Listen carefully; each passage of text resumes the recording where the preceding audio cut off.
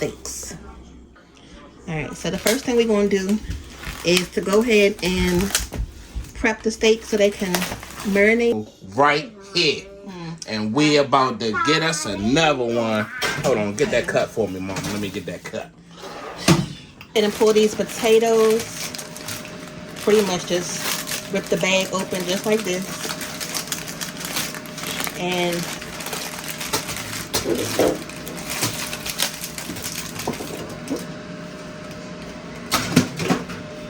to boil these until they get soft enough. And then we're gonna saute them on the stove with some, you know, the